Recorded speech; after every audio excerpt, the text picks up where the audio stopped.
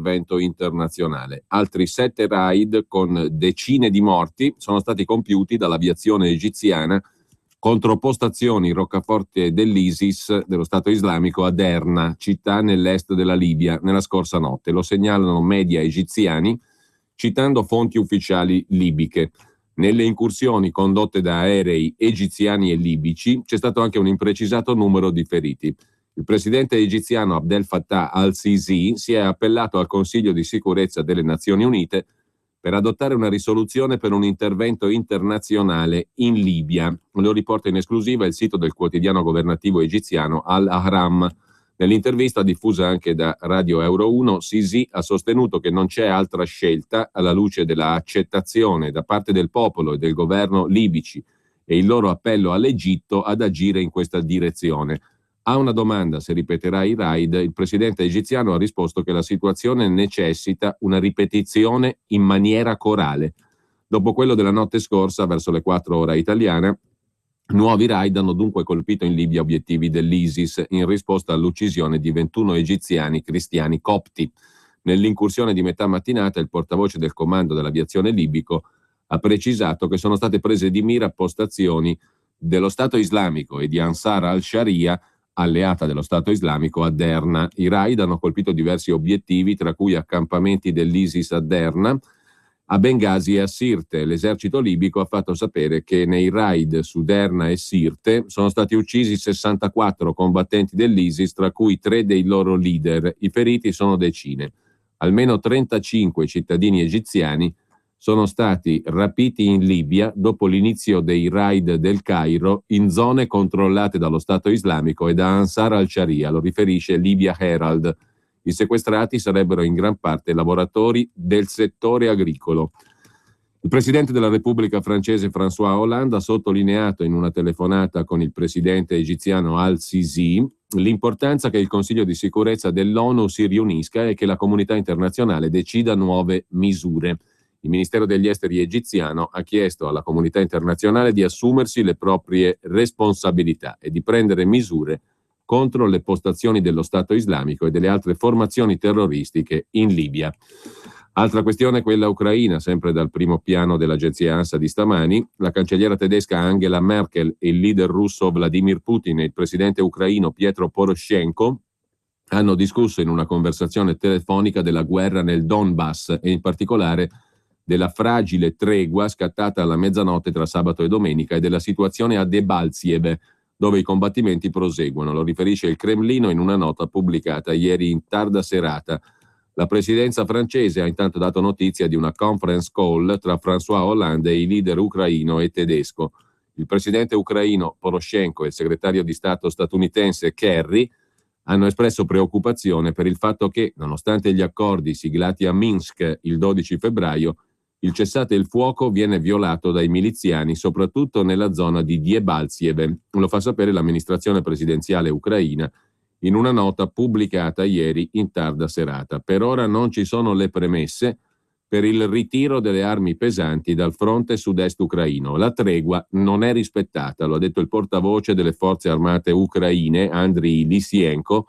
Il ritiro delle armi pesanti, ha detto il portavoce del governo ucraino, può essere effettuato solo dopo la realizzazione del primo punto dell'intesa, il cessate il fuoco. La situazione in Ucraina è fragile, ha detto a Berlino la cancelliera Angela Merkel, appellandosi alle parti per rispettare il cessate il fuoco deciso a Minsk. Non c'è alcuna garanzia che il cessate il fuoco tenga, ha detto la cancelliera Merkel, e una strada estremamente difficile, ha detto ancora Merkel, riferendosi in particolare alla città di Debaltseve. Almeno 5 militari ucraini sono morti, altri 25 feriti nelle ultime 24 ore nei combattimenti nel Donbass, nonostante la tregua scattata alla mezzanotte tra sabato e domenica.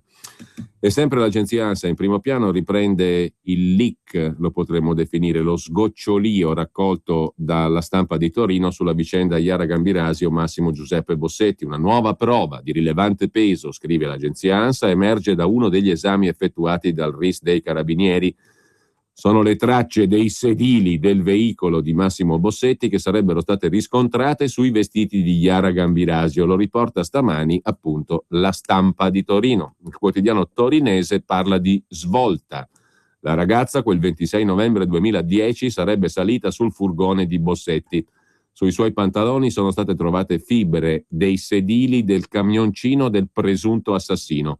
Quegli esili fili di stoffa trovati sulla parte esterna dei leggings di Chiara dopo una rigorosa analisi apparterrebbero proprio ai sedili del furgone Iveco Daily di Bossetti, scrive l'agenzia ANSA, che poi si occupa anche sempre dal primo piano di stamani degli attacchi a Copenaghen. Una lettera sospetta in luogo dell'attentato, 2 arresti sono i complici del giovane che ha sparato. La strada di Copenaghen del caffè Teatro della Sparatoria di sabato scorso è stata chiusa dopo il ritrovamento di una lettera sospetta. Decine di agenti stanno controllando l'area.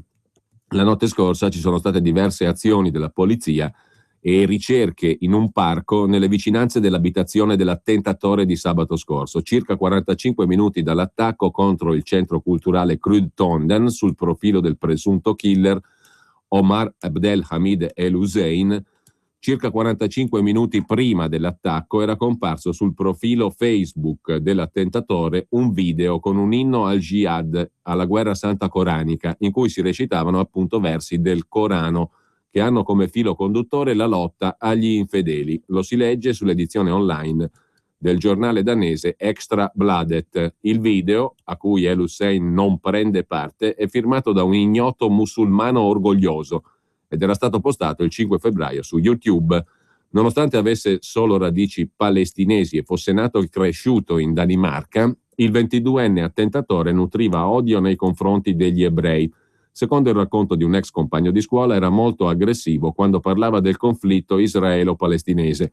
Il presunto killer era conosciuto dalla polizia per una serie di atti criminali, inclusi gravi atti di violenza, ed era conosciuto anche per essere legato a una gang, ha detto la premier danese Helle Thorning-Schmidt, che ha poi indicato che niente da vedere che il giovane facesse parte di una cellula più ampia. La scelta degli obiettivi lascia però pensare che si sia trattato di un atto di terrorismo, sentite la cautela delle parole. Secondo la polizia danese, i 2 arrestati invece sono sospettati di avere aiutato l'autore degli attacchi. Il legale di uno dei sospettati ha detto all'emittente pubblica DR che i 2 sono stati accusati di aver dato rifugio all'attentatore e di averlo aiutato a sbarazzarsi dell'arma.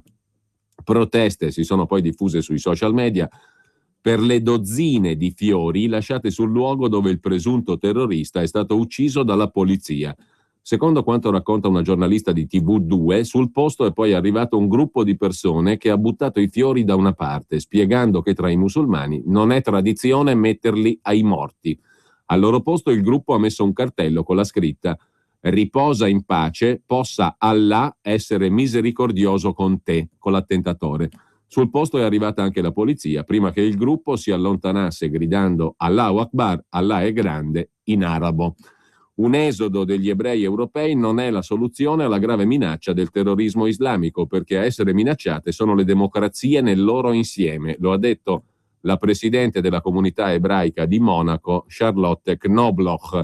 Chi in Europa attacca gli ebrei attacca l'intera società europea e i suoi valori liberali. Il presidente del Consiglio centrale degli ebrei tedeschi, Josef Schuster, ha poi chiesto di rafforzare la sicurezza perché il terrore, ha detto, è giunto al cuore dell'Europa.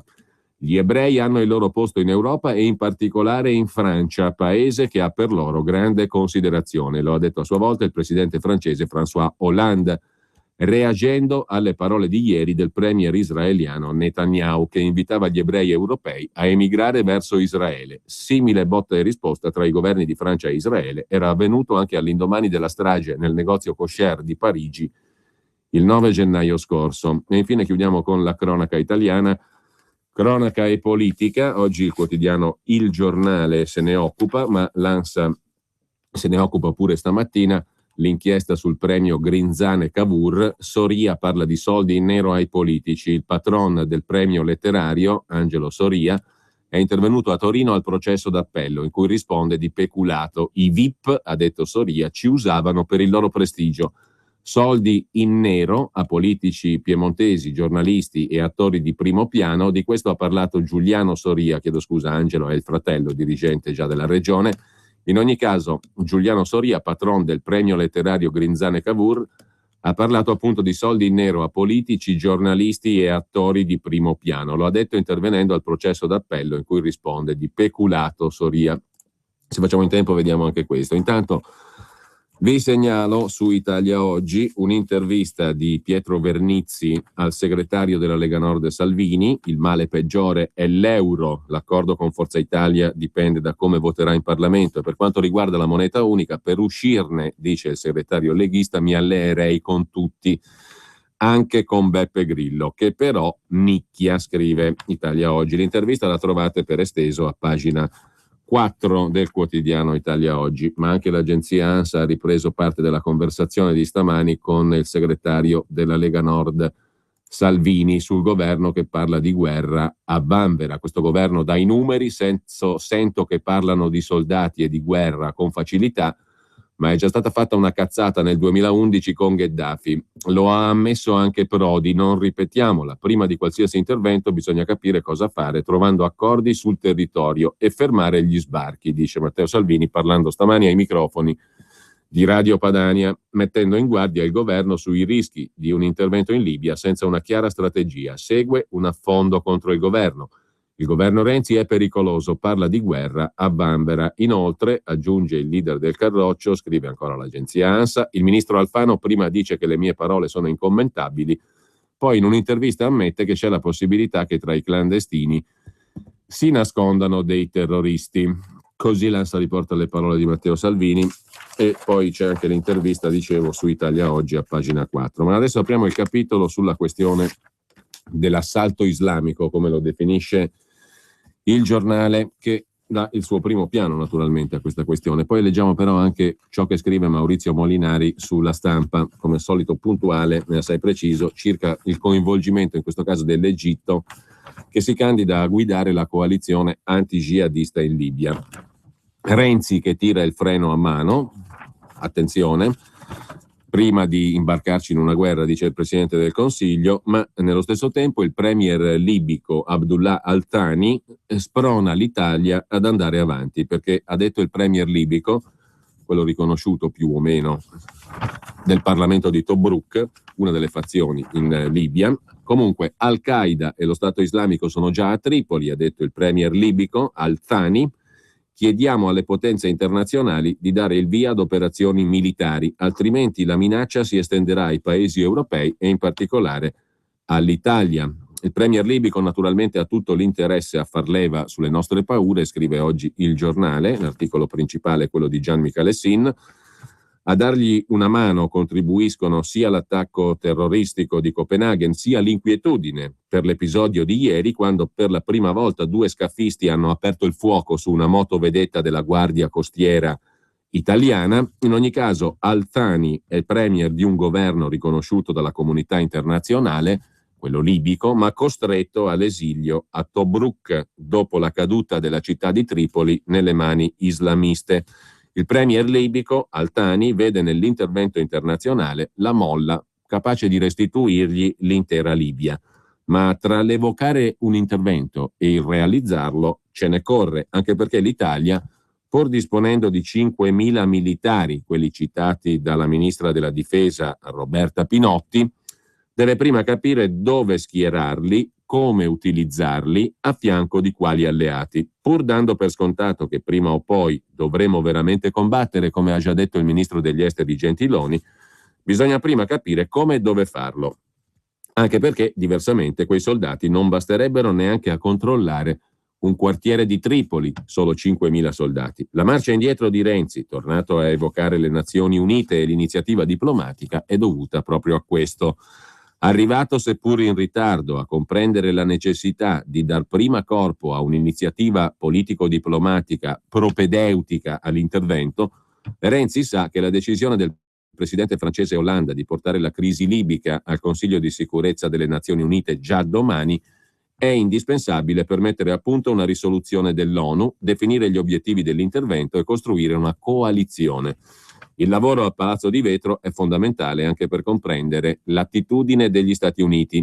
Già riluttante ad agire in Iraq e in Siria, il presidente americano Obama scaricherebbe volentieri sull'Europa l'intervento in una Libia tutt'altro che vitale per gli interessi americani. Un voto del Consiglio di sicurezza lo obbligherà invece a un'adesione almeno formale all'iniziativa anti-jihad in Libia.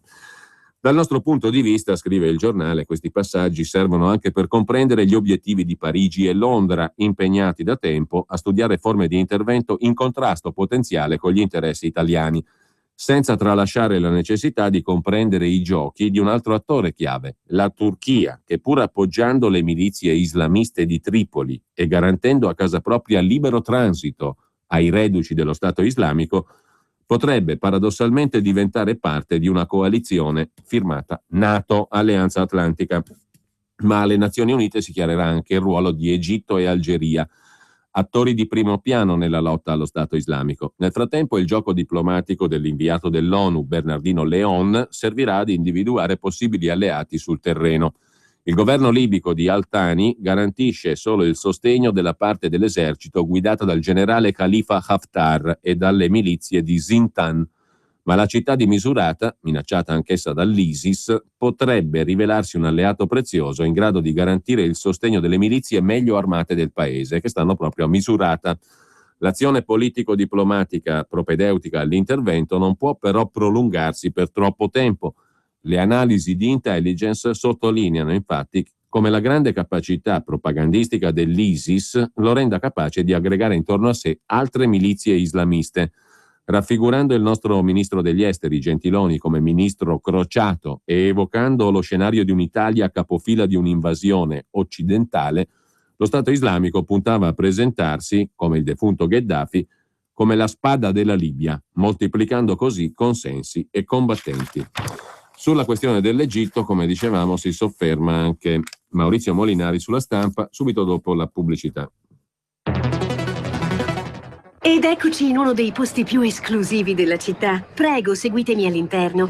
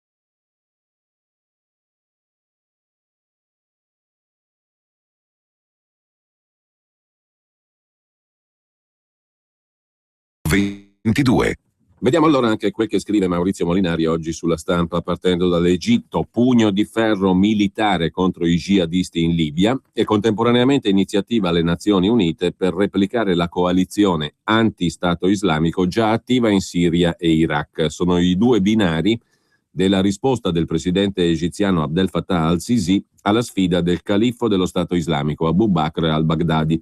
Il presidente egiziano ha letto la decapitazione dei 21 egiziani copti come una minaccia diretta alla sicurezza nazionale dell'Egitto. Così, nell'arco di 24 ore, è passato al contrattacco sul fronte sia militare che diplomatico. Il timore del presidente egiziano è un paese accerchiato da guerriglie jihadiste, Ansar al-Sharia in Libia, ma anche Bait al-Maqdis nel Sinai.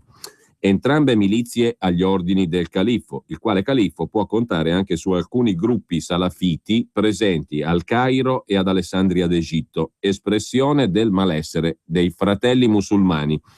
La reazione del presidente egiziano mira dunque a scompaginare i piani del califfo, trasformando l'Egitto nel volano di una risposta regionale di alto profilo. Si spiega così la contemporaneità delle mosse del rais egiziano. Dare l'ok ad almeno 2 ondate di attacchi aerei contro le basi dello Stato islamico a Derna, in Libia, e concordare nelle stesse ore col presidente francese Hollande la bozza di una risoluzione da presentare al Consiglio di sicurezza delle Nazioni Unite per dare una veste internazionale all'intervento armato in Libia. Dietro il presidente egiziano al-Sisi, spiega Maurizio Molinari, c'è il nuovo re saudita Salman, che in qualità di ministro della difesa è stato fra i registi politici della coalizione anti-Stato islamico impegnata in Siria e in Iraq, e ora vuole estenderla alle aree del Maghreb dove i jihadisti sono più presenti e pericolosi, cioè la Libia e il nord del Mali. L'ipotesi allo studio è dunque costruire attorno all'intesa Egitto-Francia una coalizione di paesi europei e arabi pronta a intervenire contro almeno 7 aree urbane che lo Stato islamico già controlla in Libia. Saranno i paesi aderenti a decidere come farlo, ma l'opzione della guerra aerea resta la più valida, a sostegno delle truppe di terra libiche del generale Khalifa Haftar, in maniera analoga a come gli Stati Uniti in Iraq sostengono dall'aria le truppe irachene e i peshmerga curdi. La rapidità con cui il presidente degli Emirati Arabi Uniti, Sheikh Khalifa bin Zayed Al Nahyan, ha espresso sostegno al presidente egiziano per sradicare la minaccia terrorista lascia intendere che gli aerei degli Emirati Arabi Uniti già affiancano quelli egiziani sui cieli libici e che sul fronte diplomatico è questo il nucleo della coalizione. Per il presidente egiziano al-Sisi, che non partecipa all'iniziativa militare contro lo Stato islamico in Iraq e in Siria, significa ritagliarsi il ruolo di paese guida del fronte occidentale della guerra al califfo jihadista, ma anche in prospettiva di leader della ricostruzione della Libia, d'intesa con la Francia, da cui non a caso ha appena acquistato l'Egitto 24 jet Rafale, nel primo segno di smarcamento dalla dipendenza trentennale dalle forniture militari degli Stati Uniti. L'altro tassello dell'iniziativa del presidente egiziano è Vladimir Putin, che ha ricevuto al Cairo la scorsa settimana suggellando una collaborazione economico-strategica di dimensioni tali da rendere improbabile un no russo alle Nazioni Unite sull'intervento contro lo Stato islamico in Libia. Se Mosca dovesse opporsi andremo avanti comunque, dicono fonti arabe. In attesa di vedere cosa avverrà alle Nazioni Unite, scrive ancora Maurizio Molinari oggi su La Stampa, si profila dunque la nascita di una seconda coalizione anti-Stato islamico che offrirà a quel punto anche all'Italia la possibilità di partecipare nei tempi e nei modi che il governo italiano deciderà.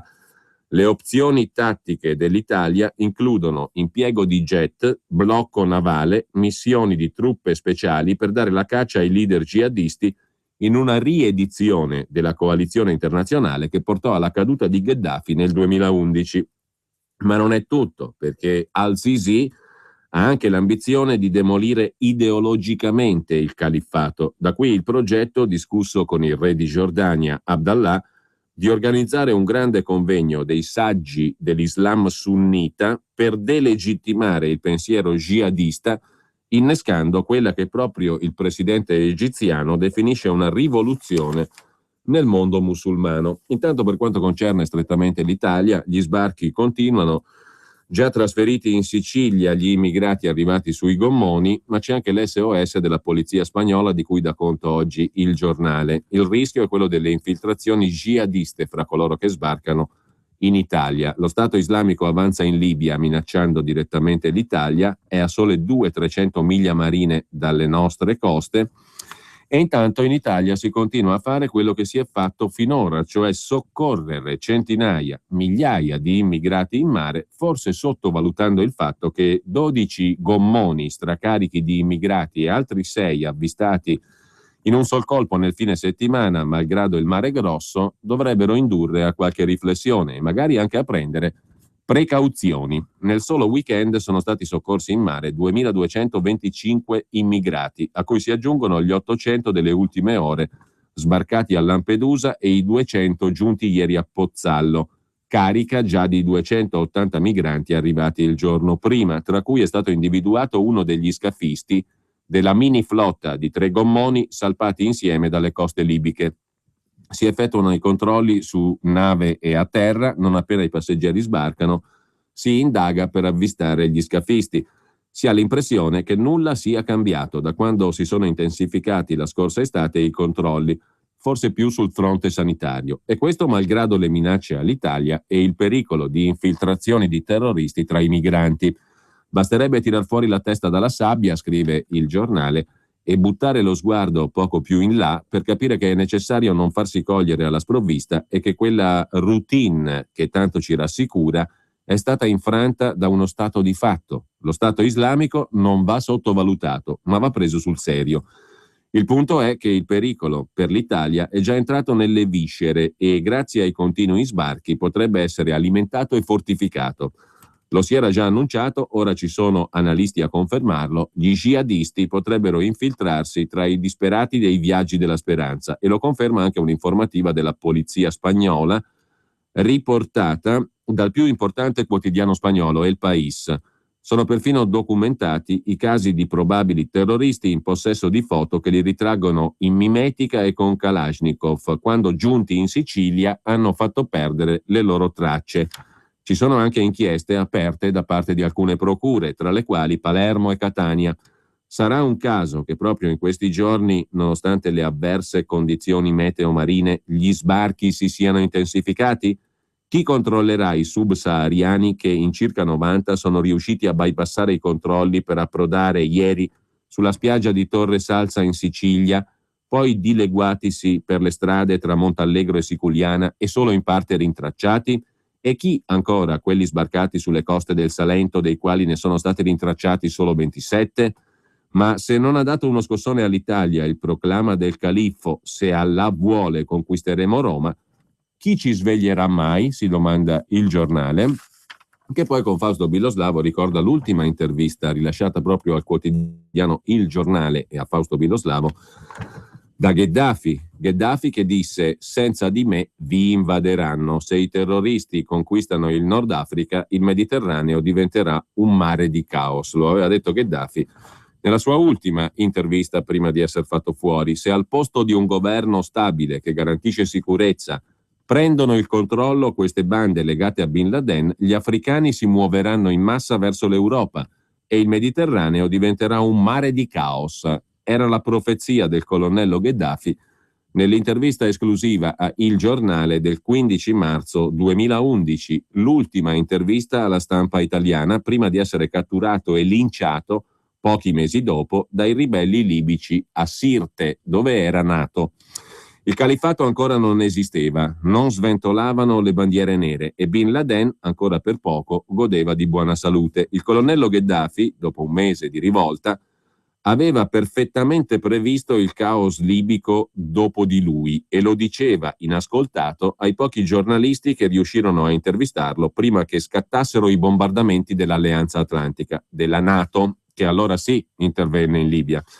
Sotto la tenda da beduino, nella roccaforte nel centro di Tripoli, a Bab al-Azizia, Gheddafi aveva ribadito al sottoscritto, Fausto Biloslavo, lo racconta oggi e lo rievoca sul giornale, che senza il suo regime, brutale ma efficace, il Mediterraneo diventerà un mare di caos, e aggiungeva: per il momento la striscia di Gaza è ancora piccola, ma si rischia che diventi grande. Tutto il Nord Africa potrebbe trasformarsi in una specie di Gaza. In qualche maniera, scrive oggi Fausto Biloslavo dopo aver citato le parole di Gheddafi, in qualche maniera Gheddafi vedeva già all'orizzonte le bandiere nere, quelle che oggi sventolano a Sirte e in altre città della Libia, e mandava a dire al governo italiano, guidato allora da Berlusconi: sono realmente scioccato dall'atteggiamento dei miei amici europei. In questa maniera hanno messo in pericolo e danneggiato una serie di grandi accordi sulla sicurezza, nel loro interesse, nonché la cooperazione economica che avevamo. Quando gli chiedevi se fosse possibile una via di uscita pacifica, Gheddafi si inalberava. Negoziare con i terroristi legati a Osama Bin Laden non è possibile, disse Gheddafi in quell'ultima intervista a Fausto Biloslavo. Loro stessi non credono al dialogo, ma pensano soltanto a combattere e a uccidere. Uccidere e uccidere. Una dozzina di giorni prima dell'intervista al nostro quotidiano, ricorda oggi Fausto Biloslavo, Gheddafi aveva cominciato a lanciare la sua profezia con il giornalista francese Laurent Valdiguier del Journal du Dimanche. Nell'intervista il colonnello spiegava molto chiaramente: la scelta è tra me o Al-Qaeda. L'Europa tornerà ai tempi del Barbarossa. Cerco di farmi capire. Se si minaccia, se si cerca di destabilizzare, si arriverà alla confusione. Avrete Bin Laden alle porte. Ci sarà una jihad di fronte a voi nel Mediterraneo. La situazione è grave per tutto l'Occidente e per tutto il Mediterraneo. Come possono i dirigenti europei non capirlo? Grazie all'innamoramento mediatico per la primavera araba, i governi occidentali, conclude Fausto Biloslavo, non hanno voluto sentire i campanelli d'allarme che giungevano da Tripoli. Soltanto il clan Gheddafi sembrava avere in mano la sfera di cristallo, compreso Seif el-Islam, il figlio intelligente del colonnello, oggi prigioniero della milizia libica di Zintan. L'11 marzo 2011 l'erede designato dichiarava al Corriere della Sera e a Repubblica: sapete cosa accadrebbe se le milizie prendessero il controllo della Libia? Che voi sareste le prime vittime, avreste milioni di immigrati illegali, i terroristi salterebbero dalle spiagge di Tripoli verso Lampedusa e la Sicilia. Sarebbe un incubo per l'Italia. Svegliatevi, disse anche Seif el-Islam, il figlio di Gheddafi, nell'intervista dell'11 marzo 2011, riportata anche al Corriere della Sera e da Repubblica. Queste le parole profetiche, ma comunque non ci voleva forse un profeta, però chiare, di Gheddafi nell'ultima intervista e nelle ultime interviste prima della sua cattura. Per quanto riguarda le operazioni di guerra, stamattina abbiamo citato l'intervista sul Quotidiano Nazionale al generale Carlo Jan. Un intervento militare in Libia, prima di tutto si dovrebbe aver chiaro cosa vogliamo fare, ma per disarmare le milizie sarebbe necessario occupare e controllare il paese per 5 anni, con una operazione neocoloniale per la quale sono necessari almeno 70-80 mila uomini, dice Carlo Jan, oggi al Quotidiano Nazionale. Ex generale di Corpo d'Armata, presidente del Centro Studi Geopolitica Economica, già rappresentante del presidente dell'OSCE in Bosnia per 4 anni. In Libia, dice il generale Jan, ci sono 2 fazioni, un contro l'altra armata. Diciamo che sono ancora aperte 3 possibilità. Appoggiare il governo di Tripoli, vicino ai fratelli musulmani, contro quello di Tobruk, cosiddetto laico e riconosciuto dall'ONU e dalla comunità internazionale. Oppure il contrario, o ancora perseguire una riconciliazione nazionale, come ha tentato finora l'ambasciatore a Tripoli, Buccino, muovendosi in sintonia con l'inviato dell'ONU Bernardino Leon. La situazione in Libia è molto aggrovigliata, dice il generale Carlo Jan. Ci sono da 200 a 400 milizie locali. E non solo. Le milizie di Misurata, quelle di Alba Libica, sono appoggiate da Turchia e Qatar, quelle di Tobruk dall'Egitto e tutto sommato dagli Emirati Arabi Uniti. Poi c'è l'Algeria, che sostiene gli uomini in armi di Zintan e del massiccio del Jebel Nafusa. Per quanto riguarda il governo italiano, che fare? A me pare che Renzi abbia versato molta acqua sui bollenti spiriti della ministra della Difesa Pinotti, dicendo: aspettiamo le Nazioni Unite. È come aspettare Godot? In effetti alle Nazioni Unite non c'è nessuna proposta di intervento in Libia. Mi pare che sia piuttosto marginale all'interno della guerra civile in Libia la novità anche dello Stato islamico, dell'ISIS, dice il generale Carlo Jan. Quanto all'Italia, per la prima volta si trova davanti alla prospettiva di una guerra vera sull'uscio di casa. Da un punto di vista cosmetico questa è una realtà nuova, ma non da quello di sostanziale, dice Jan. Certo sarebbero necessarie truppe di terra per disarmare le milizie, e se si rifiutano bisogna sparargli addosso, ma tutto dipende dall'obiettivo politico. Nelle ultime ore ci sono stati indizi di un possibile riavvicinamento fra Tobruk e Tripoli per il timore dell'avanzata dello Stato islamico. Ma questa è soltanto un'ipotesi, dice il generale Jan. Il problema centrale resta quello di convincere le milizie a consegnare le armi.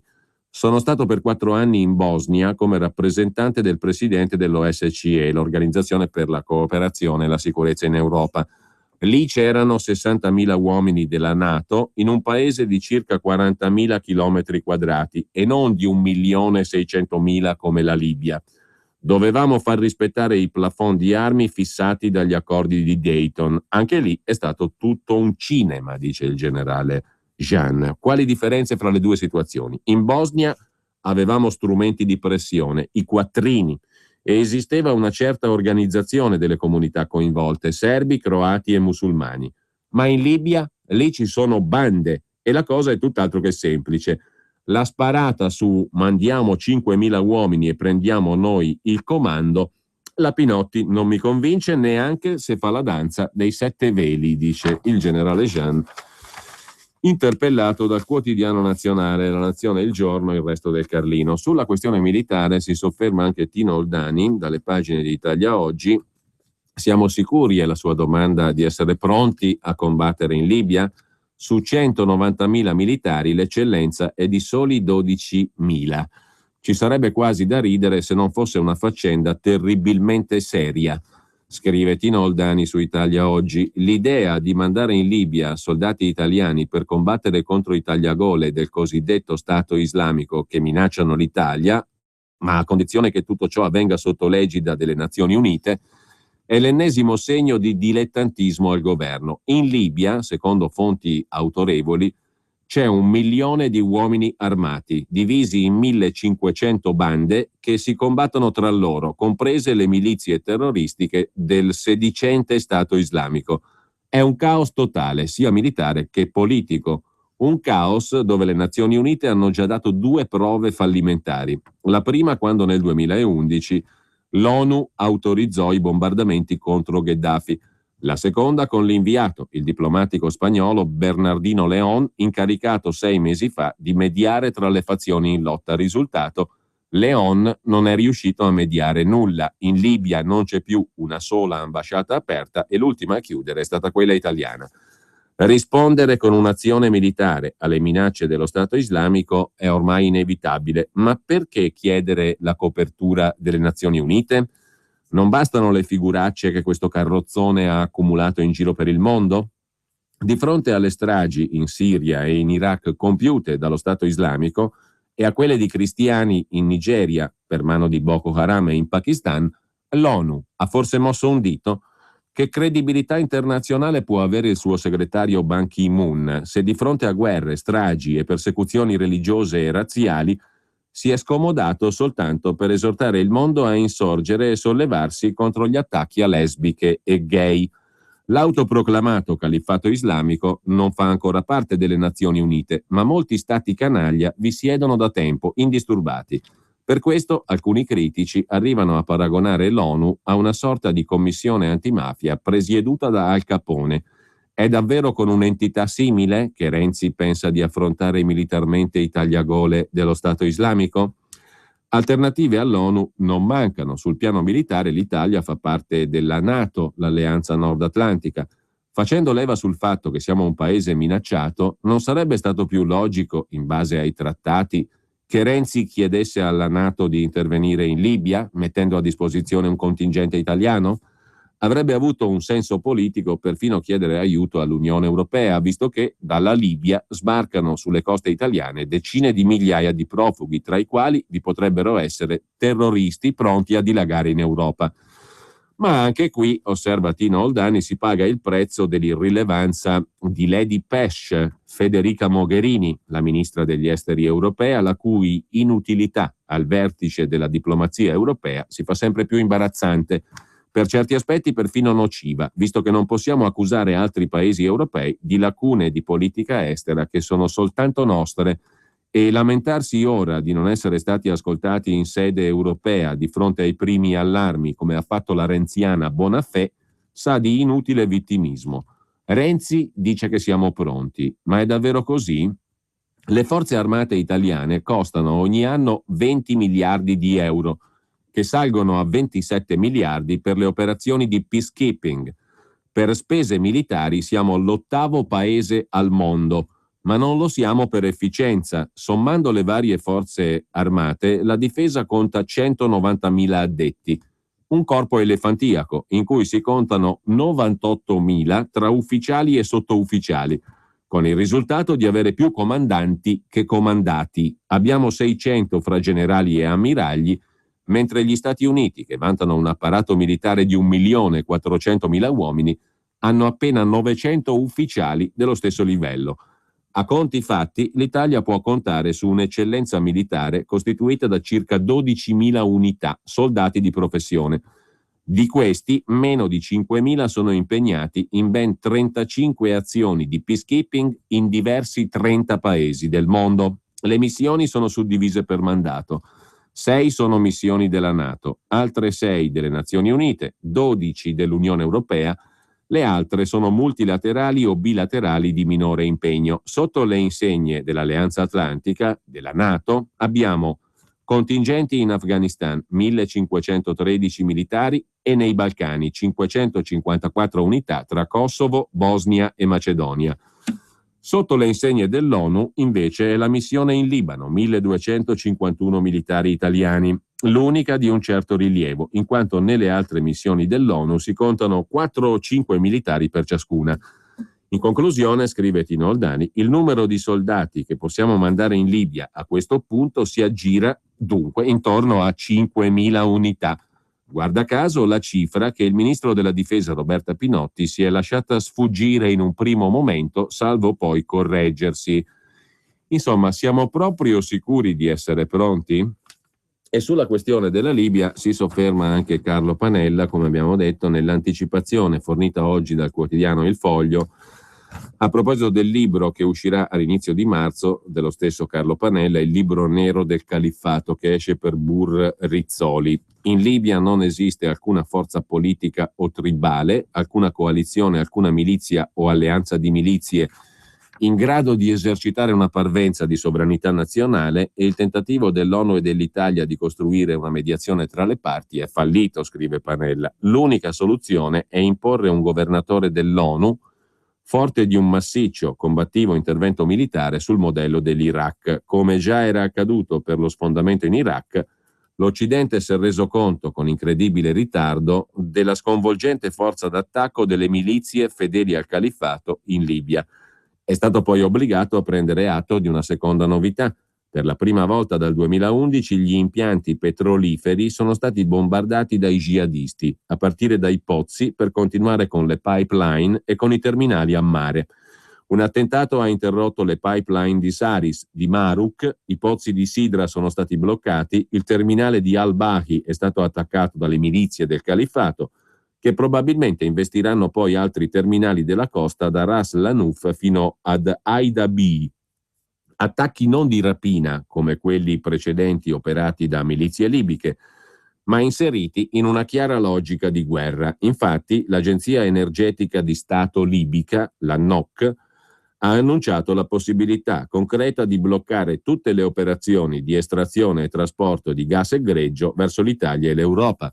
Contemporaneamente la città di Sirte è caduta sotto il controllo di Ansar al-Sharia e altre milizie fedeli al califfato, che si sono impadronite delle emittenti radio e TV dalle quali hanno trasmesso sermoni di Abu Bakr al-Baghdadi, mentre si è scoperto che dall'altra parte della Libia, Surman, 60 chilometri a ovest di Tripoli, il controllo del califfato era già una realtà. Gli attacchi jihadisti nel complesso evidenziano un'offensiva che mira a circondare da più parti Misurata e le sue milizie, per attaccare poi Tripoli. Così inizia l'anticipazione fornita oggi dal Foglio sul libro di Carlo Panella dedicato alla Libia. Ci vogliono operazioni sul terreno con un contingente di almeno 100-150 mila uomini, scrive Panella. Mentre sempre sul Libero, lo accennavamo stamani, è il direttore Maurizio Belpietro che commenta un altro articolo del quotidiano da lui diretto, dove si riportano le frasi pronunciate in quel famoso 2011, quando moltissimi esaltavano le primavere arabe, la rivolta in Libia, la guerra in Libia, eccetera, eccetera, le frasi più stupide sulla Libia libera. Frasi stupide alla prova dei fatti, perché all'epoca chi osava essere in dissintonia con l'opinione dominante veniva bollato come un deficiente, un pazzo, un cretino. Oggi invece gli stessi che dicevano fesserie all'epoca dicono quello che invece rimproveravano agli altri quando si magnificavano appunto le primavere arabe e la Libia. Sembra passato un secolo, ma sono passati solo 4 anni, scrive Maurizio Belpietro. E le dichiarazioni sull'intervento militare in Libia stanno scritte lì nero su bianco, frasi nette, frasi sicure, purtroppo sparate a casaccio, nella presunzione di conoscere quel che stava accadendo, mentre invece i presunti esperti non conoscevano quasi nulla. Era l'inverno del 2011 e tutti parlavano di primavera araba, le folle che si rivoltavano ai dittatori in Egitto e anche in Tunisia, e onorevoli e giornalisti che applaudivano spellandosi le mani, salutando il cambiamento, la democrazia, il trionfo della civiltà. Bisogna rileggerle quelle frasi, scrive oggi su Libero Maurizio Belpietro, il direttore, perché quelle frasi dimostrano la miopia di chi da tempo si è eretto a guida del paese, autorità morale e politica. All'epoca c'era chi invitava alla prudenza e suggeriva di non abbattere regimi che, pur non avendo fatto del rispetto dei diritti umani il loro dogma, perlomeno evitavano la deriva verso l'integralismo, ma i cosiddetti esperti liquidavano queste esortazioni alla cautela con molto fastidio, spiegando, in particolare per quel che riguarda la Libia, che il pericolo non esisteva, perché da quelle parti i tagliagole islamici non c'erano, casomai c'erano diverse tribù. Uno come Romano Prodi, che a Gheddafi aveva quasi baciato l'anello, scambiando la bufera che si stava preparando per un soffio di vento, suggeriva addirittura di legare i paesi della primavera araba all'Europa per farci affari. Ma il più incredibile fu Eugenio Scalfari, il quale, nonostante l'età, per la missione libica si scoprì un gagliardo combattente. Alla vigilia dell'intervento della NATO voluto da Sarkozy e Obama, il fondatore di Repubblica non aveva dubbi sulla scelta di bombardare Tripoli e sosteneva che si era di fronte a una svolta storica, uomini e donne che reclamavano pane e libertà. Un'innovazione profonda, scriveva Scalfari, che scavalca il terrorismo di Bin Laden, il fondamentalismo coranico e talebano e apre un capitolo della convivenza fra le civiltà. E di fesserie come quella che ha scritto Scalfari, oggi Libero ne riporta tantissime, da Gad Lerner a Bernardo Valli, da Adriano Sofri a Gianni Riotta, al professor Vittorio Emanuele Parsi a Barbara Spinelli, allo stesso Romano Prodi, Pierluigi Bersani, Nichi Vendola, Renzo Guolo su Repubblica, Pierluigi Battista sul Corriere della Sera. Tutti i famosi analisti che magnificavano le primavere e dicevano sì alla guerra in Libia e che adesso dicono l'esatto contrario. Davanti a voi uno dei luoghi più fashion della città. Qui tutto parla di stile.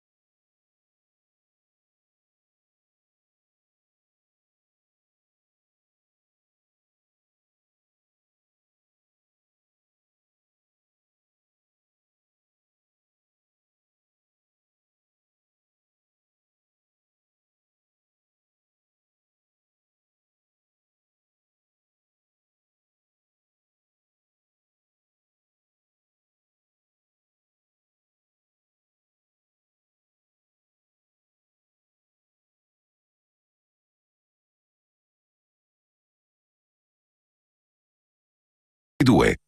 Si diceva prima, perché l'ONU e non la NATO? E su questo si centra il commento di Carlo Panella oggi in prima pagina su Libero. In effetti è incredibile, come scrive Panella, che la NATO stia in silenzio. È l'organizzazione che ha materialmente condotto nel 2011 le operazioni aeree contro Gheddafi e ha creato il disastro attuale. Eppure continua a non dire assolutamente nulla sul drammatico salto di qualità della crisi libica. Tacciono anche Obama, Cameron e Hollande, che si limitano a fare scontate telefonate di solidarietà al presidente egiziano al-Sisi per il barbaro sgozzamento dei 21 egiziani colpevoli di essere cristiani. La Francia, è vero, ha chiesto la convocazione del Consiglio di sicurezza, ma per fare che? Per prendere quale iniziativa? Mistero. Quindi il Consiglio delle Nazioni Unite emetterà il solito inutile comunicato in cui si esprime appoggio al tentativo dell'inviato dell'ONU di trovare un accordo tra i due governi libici, l'un contro l'altro armati. Assolutamente nulla, né dai leader europei, sul cosa fare per contrastare l'espansione a macchia d'olio in Libia delle milizie del Califfato Islamico, né da altri leader della NATO. Sicuramente tutti i leader occidentali sono terrorizzati dai costi umani di un'eventuale guerra al Califfato in Libia. Nessuno tra loro pensa di poter reggere al ritorno in patria dei sacchi neri con le salme dei propri militari. È comprensibile, ma il problema è che se non si ferma il califfato in Libia, vi saranno molti morti nelle nostre città, perché il califfato libico diventerà un formidabile santuario per i terroristi scatenati nelle città europee, oltre che sui mari e in Libia, dove continuerà a sgozzare cristiani e ostaggi europei il califfato. Ieri il premier del governo di Tobruk, l'unico riconosciuto come legittimo dalla comunità internazionale, ha lanciato l'allarme e ha chiesto all'Occidente di sferrare un'offensiva per stanare gli jihadisti che controllano Tripoli. Abbiamo informazioni assolutamente certe, ha detto il premier libico, che Al-Qaeda e lo Stato Islamico sono a Tripoli. Chiedo alle potenze mondiali di stare a fianco della Libia e di lanciare raid aerei contro questi gruppi, altrimenti questa minaccia dilagherà nei paesi europei e specialmente in Italia. Nessuna risposta per ora per una serie di ragioni, alcune vergognose, altre complesse, scrive Carlo Panella. La ragione del silenzio occidentale, Italia esclusa, dipende dalla sclerosi totale della NATO che da 3 anni in qua si è convinta che l'emergenza del terrorismo islamico non è tale, che non la riguarda, tanto che si è unicamente concentrata sulla crisi dell'Ucraina, con risultati peraltro disastrosi. Questa cancellazione del tema terrorismo islamico dall'agenda della NATO a sua volta dipende dalla convinzione dell'amministrazione Obama che non si può fare la guerra al terrorismo perché è una tattica da cui consegue che il contrasto deve essere limitato all'uccisione dei capi terroristi da Bin Laden in giù, con operazioni di polizia, come se si trattasse di una banda di criminali, definiti così il capo della CIA americana, John Brennan, dei criminali insomma da eliminare con i droni e affari simili. Le altre ragioni della politica dello struzzo occidentale sono invece scabrose. Da un anno la Turchia di Erdogan, l'unico paese islamico membro dell'Alleanza Atlantica, della NATO, sponsorizza in toto il governo islamico di Misurata, illegittimo per la comunità internazionale, e rifornisce le milizie di Misurata di finanziamenti e armi. Il generale Saker al-Yarushi, capo dell'aviazione libica, fedele al governo di Tobruk, ha apertamente accusato ieri la Turchia e il Qatar di essere addirittura sostenitori dello Stato islamico in Libia. Inviano armi che transitano per il porto di Misurata controllato dalle milizie locali, ha detto il generale al-Yarushi. Dunque, commenta Panella, un grande paese dell'Alleanza Atlantica, la Turchia, è un attore di rilievo del massacro reciproco tra libici. Ma non basta, l'Egitto del generale al-Sisi è sponsor diretto e militare del governo di Tobruk, che combatte quello filo-turco di Misurata. Da 2 anni si è scatenata una vera e propria guerra fredda tra i 2 più grandi paesi musulmani del Mediterraneo. Al centro della guerra l'appoggio che Erdogan continua a fornire ai fratelli musulmani in Egitto e quindi in Libia. opposto a quello che il presidente egiziano fornisce ai cosiddetti laici del governo di Tobruk in Libia. In altre parole, conclude Panella, Egitto e Turchia si fanno guerra per interposte milizie in Libia, guerra vera, col sangue.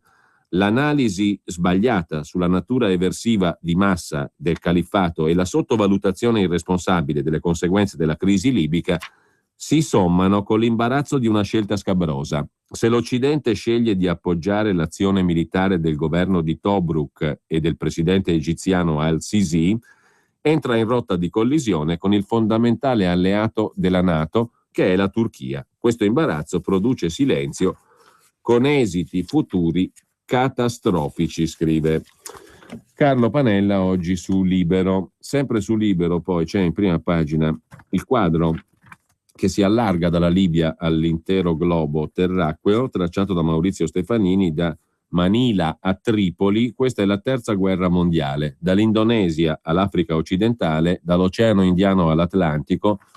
350.000 jihadisti si preparano a prendere d'assalto l'Europa.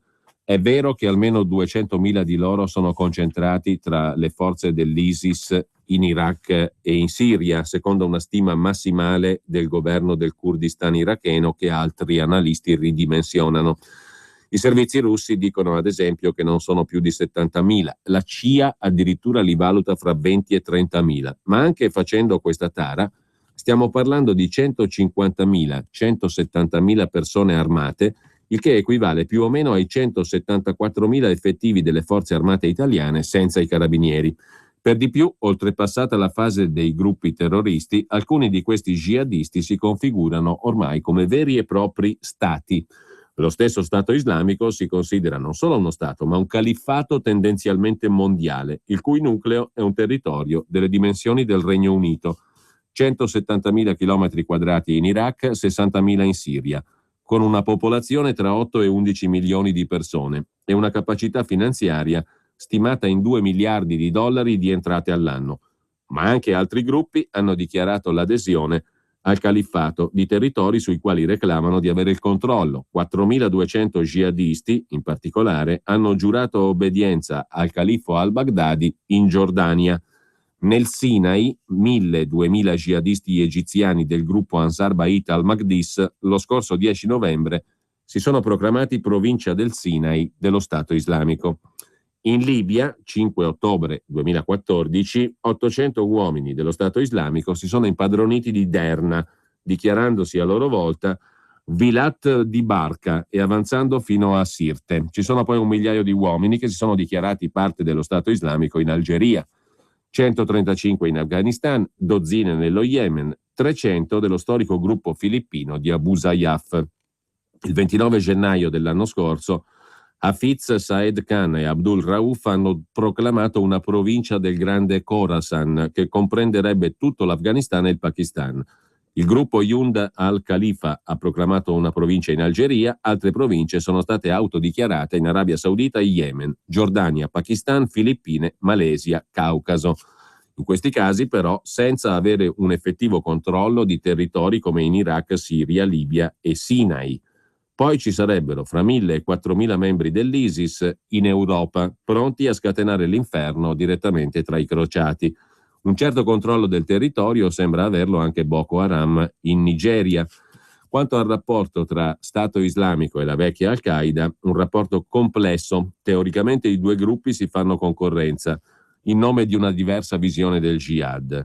Si potrebbe dire che l'ISIS ha un approccio staliniano di costruzione dello Stato islamico, Al-Qaeda uno trotskista di rivoluzione permanente, per usare un lessico marxista. In ogni caso i rapporti tra i due gruppi sono più che certificati. E insomma, Stefanini cerca di tracciare, facendo conto di tutte le guerre islamiche in corso, una mappa del globo che, a vederla in effetti spalmata sull'intero globo, fa una certa impressione. Dal Myanmar in India al Kashmir, all'Afghanistan, all'Iraq, alla Siria, ai confini della Russia, all'Africa, fino alle porte dell'Europa, è la terza guerra mondiale. Difficile sfuggire a questa sensazione, anche guardando la cartina geografica. Sulla questione della guerra poi si sofferma, più a livello di commento in prima pagina oggi sul Foglio, Giuliano Ferrara, che si pone la questione della Armata Brancaleone, che è l'Italia. Armata Brancaleone, peraltro, è stata una definizione di Beppe Grillo che, in quanto comico, ha semplificato. Ma questo è il punto, scrive Ferrara. Si direbbe: Sarkozy, Cameron e Obama ci hanno messo su questo casino in Libia 4 anni fa, non 100 anni fa, hanno sventrato un tiranno già pensionato come Gheddafi, noi riluttanti ma consenzienti, e adesso bisogna sbrogliare il caos alle porte di casa, mettere ordine. È sempre stata un'esagerazione parlare di migranti come invasori, scrive Ferrara, ma alla luce di quel che accade laggiù sulla quarta sponda libica, i barconi e i gommoni spediti da noi con migliaia di persone assumono un aspetto sinistro. Ora li scortano i guerrieri, avidi di guadagno, e reclamano col mitra i mezzi di trasporto dalla Guardia Costiera italiana. La gente ha paura, le fobie si diffondono. Il premier Renzi dice che non si deve passare dall'indifferenza per la Libia all'isteria, si capisce anche questo. Predica la calma, ma nella guerra tribale intestina si inserisce un elemento nuovo, la radicalizzazione nel segno del califfo, cioè di un progetto ambizioso che ha già radici territoriali e soldi in quantità, e si mostra parecchio intrattabile, non per i curdi magari, che ce la mettono tutta, ma per l'Occidente, impegolato tra Siria e Iran e Iraq e Yemen. Beh, per l'Occidente certamente il califfato è un grosso problema. Trasmettono le omelie di al-Baghdadi a Radio Sirte, diffondono video professionalissimi, elaborati con la consulenza dell'ufficio comunicazioni del grande decapitatore, e fanno vedere qualche decina di cristiani sgozzati in riva al mare, al Mediterraneo. Aggiungono che le truppe del califfo sono a sud di Roma, un concetto geografico strategico semplice, come l'ipotesi caricaturale dell'Armata Brancaleone in guerra. Tragedia e commedia all'italiana si mischiano in uno scricchiolio cupo. Che fare? Scrive Giuliano Ferrara. Siamo concentrati, giustamente, sulle decisioni del governo, sulla specifica responsabilità del Consiglio Supremo di Difesa, sulle prerogative del Parlamento e del Quirinale. Non abbiamo la Costituzione più bella del mondo, quella che ripudia la guerra come mezzo di risoluzione delle controversie internazionali? Tutto molto importante, figurarsi. Pare che lo Stato Maggiore già stia elaborando piani d'attacco per riportare alla normalità una terra islamica dove sventola la bandiera nera. Quella persona intelligente, equilibrata e compassata di Paolo Gentiloni, ministro degli esteri, si è detto pronto a combattere, ben inteso nel quadro della legalità internazionale, che è una complicazione mica da poco. Ma insomma, si può fare. Poi c'è un dettaglio. La nazione, scrive Ferrara. Le guerre, quando non si abbia la fortuna di considerarle peacekeeping o peace enforcing, due gradevoli eufemismi, le guerre sono un affare serio. Ci vuole quella che gli anglosassoni chiamano stamina, nel senso di fibra, capacità di resistenza, vigore. Bisogna che a scuola si dicano certe cose, si parli del principio di realtà, che il politico abbia il coraggio di nominare la forza, subito dopo l'accoglienza e la misericordia e la pace. Nazione vuol dire popolo, classe dirigente, se escludiamo sangue e suolo. Le istituzioni devono essere rispettate, non raccontate a cazzotti e pernacchie. I giornali e le TV dovrebbero seguire una narrazione meno pacifica o pacifista, per non dire frivola. Così gli intellettuali e perfino i letterati. Insomma, siamo pronti alla bisogna? Ditemelo voi, scrive e conclude Giuliano Ferrara in prima pagina oggi sul Foglio. Apocalypse Now, in sostanza.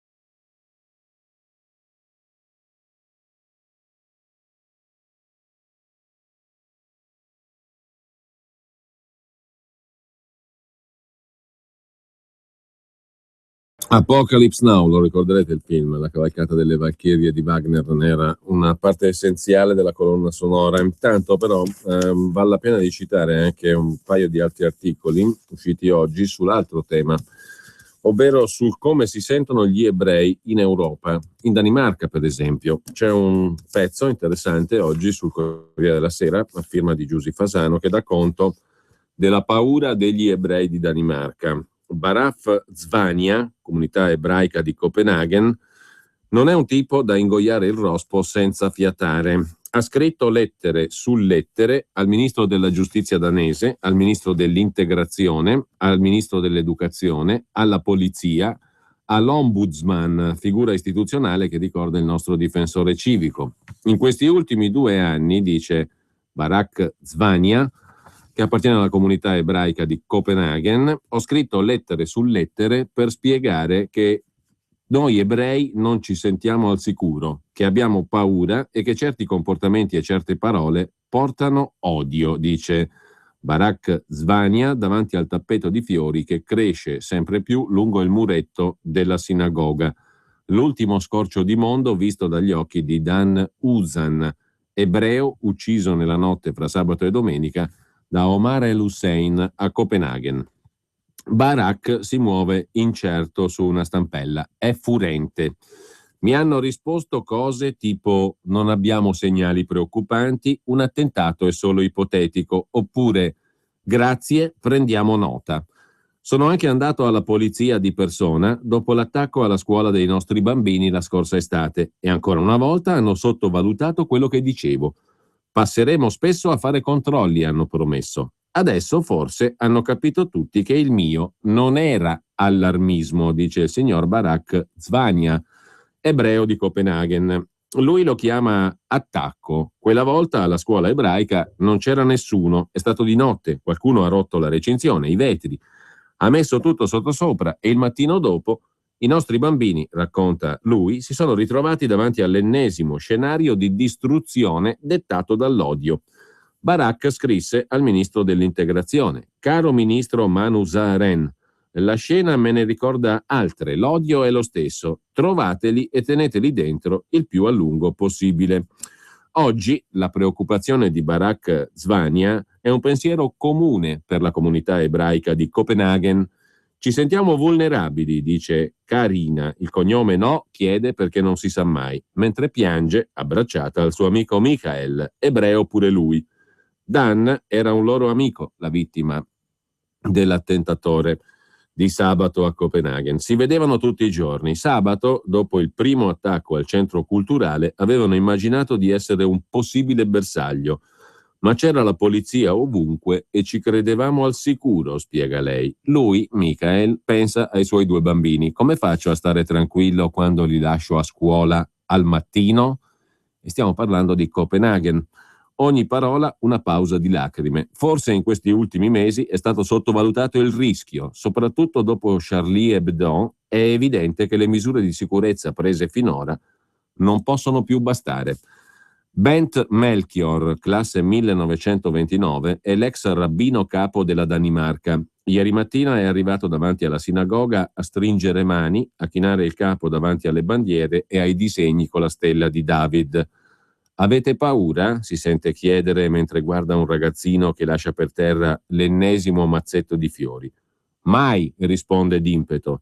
È uno dei pochissimi che si rifiuta perfino di immaginare una vita vissuta nella paura. Guardi qui. Guardi quanti amici abbiamo, siamo terribilmente scossi, ma non possiamo passare le nostre giornate a essere spaventati da tutto, perché noi viviamo in pace e la paura non va d'accordo con la pace. Si ferma meno di un'ora, quest'uomo che si allontana lento e curvo dalla scena. Deve scusarmi, dice, ma ora devo andare dai genitori di Dan e li conosco da prima che quel ragazzo nascesse. Vorrei tanto abbracciarli.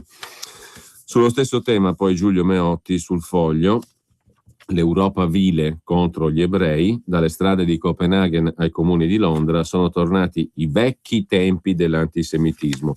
E infine una curiosità di carattere culturale, non che non si sappia, ma la rinfresca la questione Rosita Copioli su Avvenire, nella pagina di cultura di Avvenire, del quotidiano dei Vescovi, dove si ricorda dell'alleanza stretta fra il nazismo e per la sua parte anche il fascismo, ovvero fra Hitler e Mussolini, con il Gran Muftì di Gerusalemme e le autorità arabe, in prima fila il premier iracheno dell'epoca.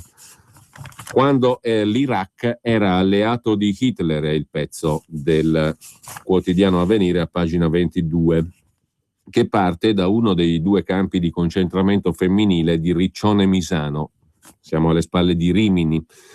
Dopo la resa della Germania, uno di questi campi fu allestito sulla costa adriatica da Cervia a Cattolica per una lunghezza di 55 chilometri, e in questo campo erano trattenute anche le 3 figlie dell'ex primo ministro del Regno dell'Iraq, figlio di Abdul Wahab al-Gailani, di famiglia sunnita discendente di Maometto, ex capitano dell'esercito ottomano.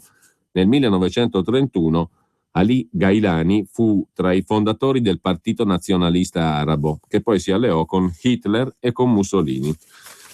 Un ricordo storico, diciamo, per capire anche certe affinità, perché il Muftì di Gerusalemme, insieme al premier iracheno, offrirono a Hitler numerosi volontari arabi e ne nacque una sezione di SS di islamici bosniaci, tra le altre cose. Comunque dobbiamo salutarci qui, ci salutiamo qui.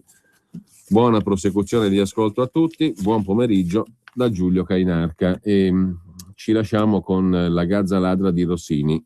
Ladra di verità in questo caso, molto spesso, non solo in questo caso, ma quando ci sono di mezzo le questioni Islam e la questione guerra, i ladri di verità sono parecchi.